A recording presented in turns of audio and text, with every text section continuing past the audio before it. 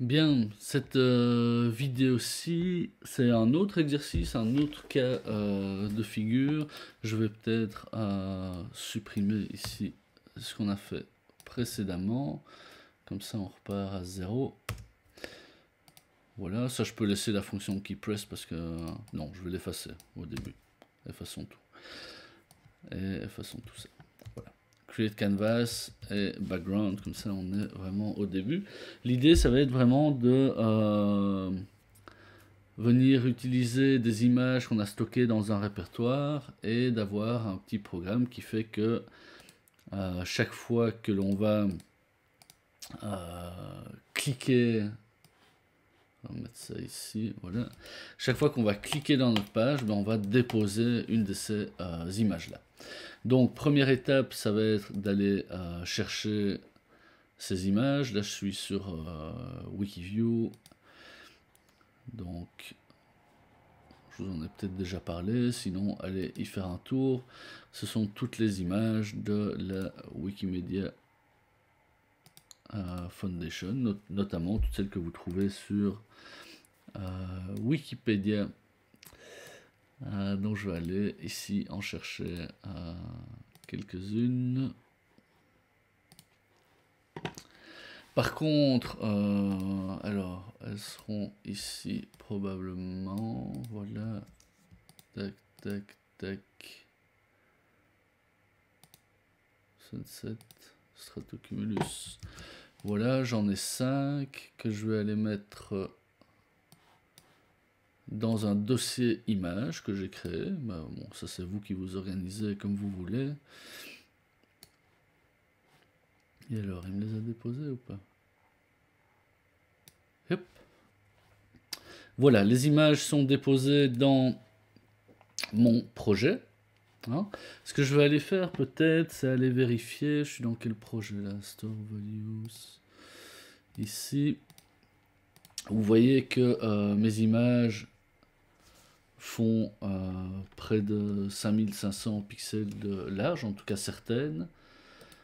Certaines sont plus petites, 300, 6000. Donc on va venir redimensionner un petit peu tout ça. Je vais tout ouvrir avec aperçu, je vais tout sélectionner, commande A, je vais dans outils, ajuster la taille, et là je vais demander une taille de 500 pixels pour toutes de large. Voilà, et donc là normalement elles sont toutes redimensionnées, je ferme et ce sera en ordre. Bien, une fois que ça c'est fait, on va pouvoir les utiliser dans notre petit programme. Alors ça va nous permettre ici de nouveau utiliser les tableaux, mais aussi de voir un petit peu comment ça se passe pour charger des images dans notre sketch. On est toujours dans le contexte du dessin, donc de la manipulation des pixels d'une balise canvas. On va voir qu'après on va pouvoir faire évoluer ça, enfin ou en tout cas utiliser un autre contexte qui sera vraiment le web et utiliser ces images pour créer des éléments HTML, IMG qu'on va pouvoir manipuler avec CSS aussi. Donc on va arriver à un moment à cette zone de complémentarité qui va devenir très intéressante. Donc ici je vais créer un tableau que je vais appeler mes images et qui pour l'instant est vide. Ce que je vais faire, c'est que au début de mon sketch ici, je vais créer... Alors ce que je vais faire, c'est que je vais créer une variable ici, NBR, qui va stocker le nombre d'images que j'ai. Là j'en ai 1, 2, 3, 4, 5, 5. Alors je ne sais pas s'il y a moyen de récupérer le nombre de fichiers dans le dossier, etc. On verra ça plus tard. Ici, on va le noter comme ça. Ce sera déjà assez flexible. Et ici, je peux retirer ce background qui ne sert à rien. Je vais créer une boucle for. On commence à connaître. Hein, et tant que i est en dessous de NBR, i++,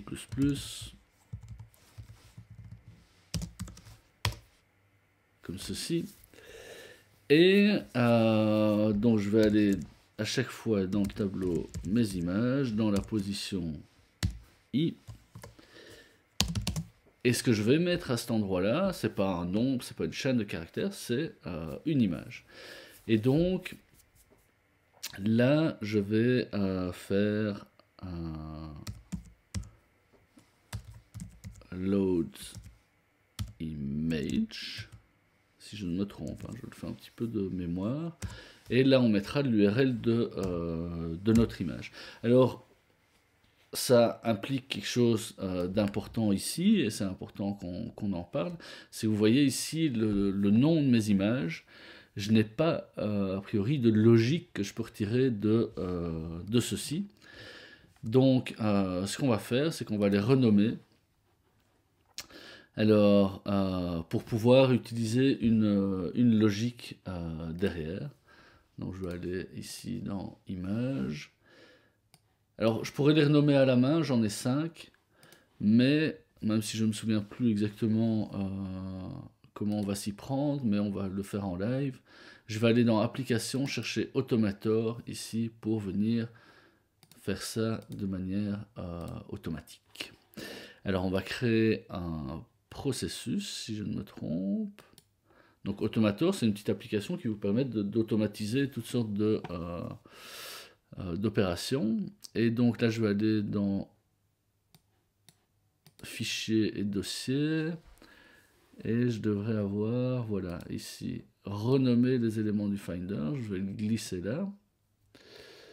Modifie le nom des fichiers qu'elle transmet. Voulez-vous ajouter une action copier les éléments? Non, dans ce cas-ci, j'ai pas besoin d'ajouter, je vais les modifier directement. Et alors, regardons un petit peu ce qu'on va faire. Moi, je vais mettre rendre séquentiel.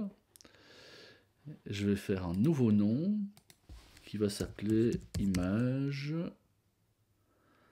avec un tiret. Non, sans tiret, puisqu'il est mis ici.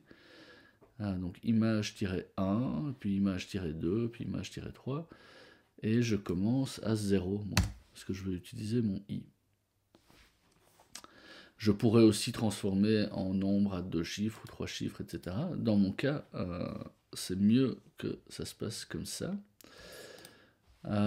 Et maintenant, comment ça se passe? Est-ce que je glisse le dossier? Ah ouais, je mets ça au-dessus. Je crois que c'est comme ça. Et je fais... On va mettre ça là. On va voir si ça marche. Play. Ça a marché moyen.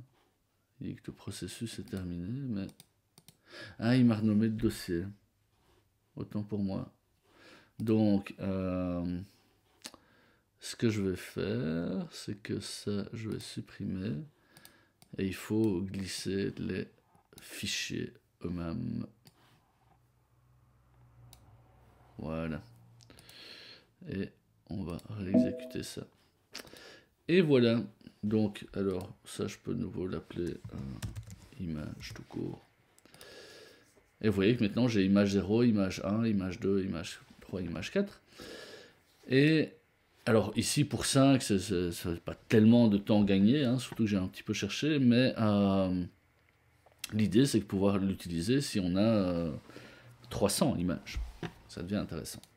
Alors, load image, et là, on va mettre, comme en fait le nom d'une image, c'est une chaîne de caractères, je vais mettre des guillemets, qui peuvent être d'ailleurs des doubles, hein, comme ça, je pense. Peu importe. Et je vais écrire le nom de mon image. Image tiret. Et là, en fait, cette valeur numérique après, ce sera une variable. Donc, je vais faire, je ne sais pas si vous vous rappelez, on avait parlé de la concaténation, hein, où on pouvait chaîner différents éléments. Donc, j'ai image tiret, ça c'est une chaîne de caractères, puis je vais mettre plus, et là, je vais mettre i, qui sera 0, puis 1, puis 2, puis 3, puis 4. Puis je vais mettre plus, puis je vais remettre une chaîne de caractères qui sera tout simplement .jpg dans mon cas. Ok.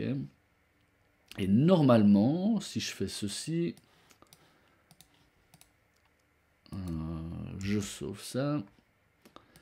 Je vais afficher ma console ici. Alors, j'ai des erreurs qui s'affichent en dessous de nombre. Ouais, normalement, ça devrait être bon. It looks like there was a problem loading your image. Ah oui, évidemment. Il ne trouve pas ces images-là parce que le chemin d'accès n'est pas correct. Hein. J'ai mis juste le nom de l'image, mais en fait, je dois aller dans image slash. C'est dans un dossier, en fait. On va voir si ça... Voilà. Ici, j'ai plus d'erreurs.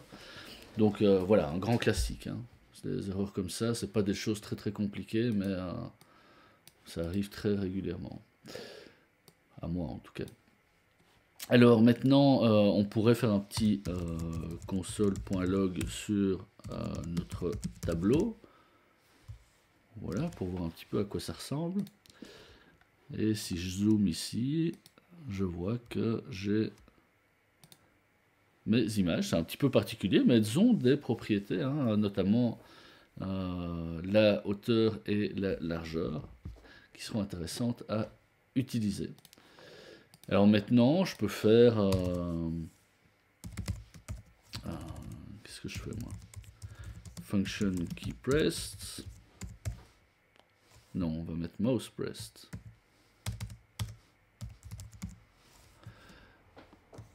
D'ailleurs, ce sera peut-être une autre qu'on devra utiliser, mais peu importe. Et je vais, chaque fois que j'appuie sur la souris, utiliser la fonction image pour dessiner des images. Et cette fonction, elle va prendre en premier paramètre notre image, qui sera en fait contenue dans notre tableau à une position qu'on va aussi devoir faire varier. Hein. Pour l'instant, on va mettre 0 juste pour essayer. Et là aussi, largeur, hauteur, ben, je vais pouvoir récupérer la propriété width de mon image. Vous reconnaissez la syntaxe des objets. Hein. En fait, c'est ça qu'on va chercher. Hein. Cette image, c'est un objet JavaScript qui a certaines propriétés déjà. Et mes images. Height. Alors, on va voir déjà ce qui se passe. Je vais laisser, je sais pas pourquoi j'ai fermé ma console. Voilà, ce qui est important, c'est que j'ai pas d'erreur. Et chaque fois que je clique... Ah oui, ok. Autant pour moi, c'est parce qu'ici, vous voyez que j'ai mis dans la fonction image 1, 2 et 3 paramètres. Mais en fait, ces deux-ci sont prévus pour accueillir la position en X et en Y de mon image. Et c'est pour ça que chaque fois que je clique, ben en fait, il me la place toujours au même endroit. Donc, ce sera mouse X, mouse Y. Et ensuite, la largeur et la hauteur. Pour ça, c'est repris dans la doc. Hein, je vous renvoie à la documentation de P5.js ici. Si vous allez chercher la fonction image, voilà, qui est ici, ils vont vous expliquer ça. Hein, notamment ici, plus bas, les paramètres attendus.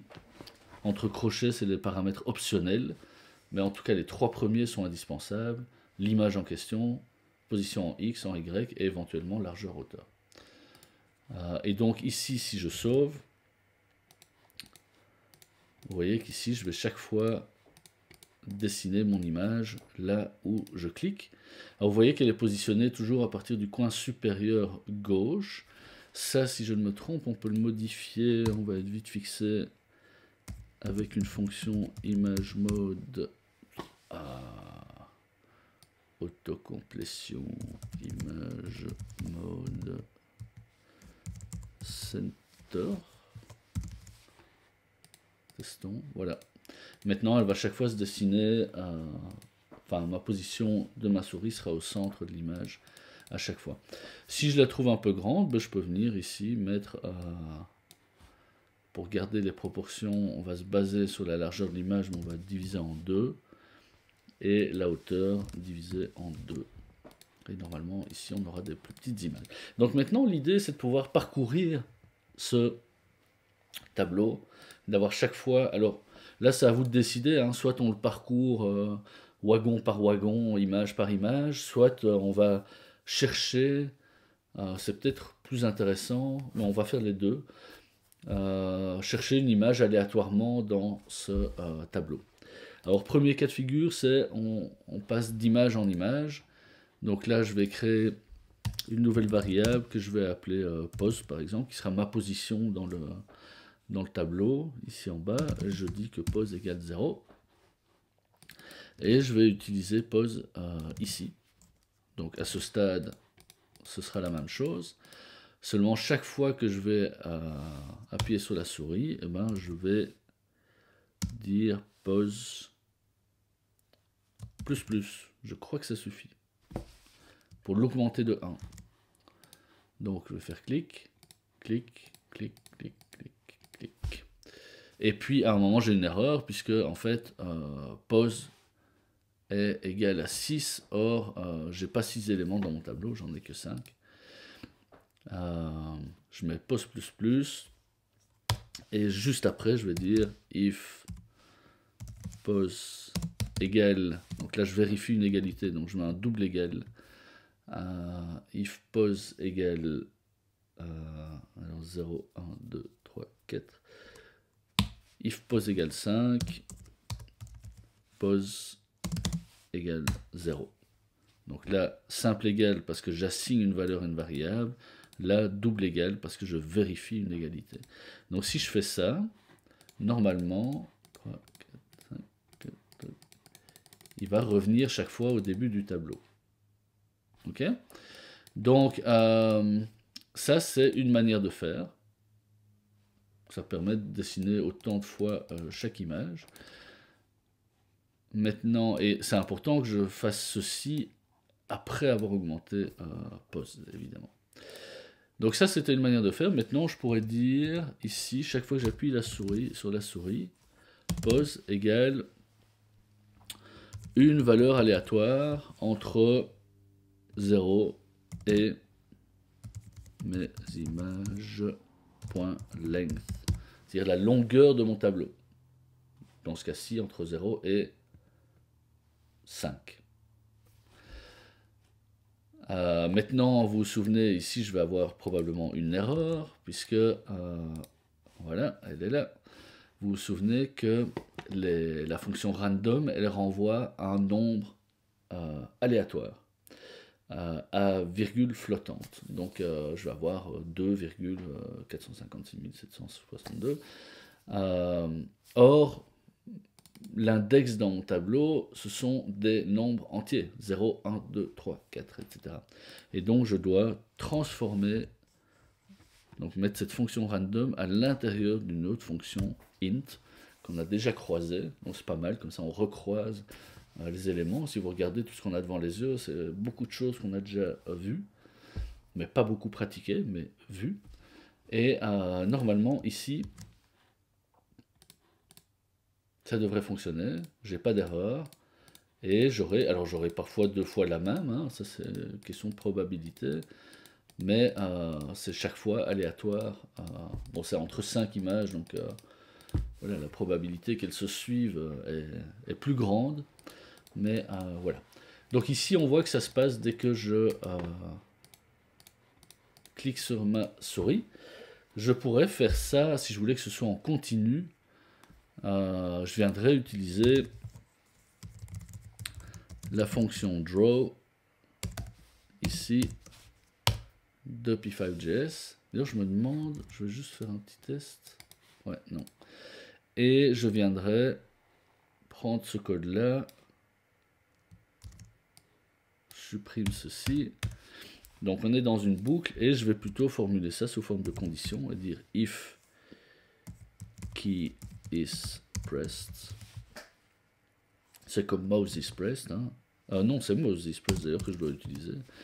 Mais comme ça, ça me permet de présenter celle-là aussi. Voilà. Et j'exécute ceci. Et à ce moment-là, je vais pouvoir plus dessiner avec mes images, puisque chaque fois que je vais appuyer, eh bien, il va me charger une nouvelle image. C'est pas très lourd hein, pour lui à faire. Et c'est pas inintéressant. Voilà. Comment remplir un tableau d'images, comment le parcourir voilà, après la manière. Et après, vous pouvez vous amuser aussi hein, pour la taille. Au lieu de diviser par 2, je peux diviser par la rendre relative à la position de la souris aussi. Bon, à mon avis, mouse X, je sais pas ce que ça va faire. Mouse X divisé par mouse X. Ah ouais, je devrais peut-être faire mouse X divisé par 100. Voilà. Hein, donc je vais avoir ici une image qui va être de plus en plus étroite au plus je m'approche du bord droit. Donc voilà, c'était pas très intéressant, mais on va retirer ça tout de suite pour pas vous embrouiller. Voilà, on va s'arrêter là pour ceci.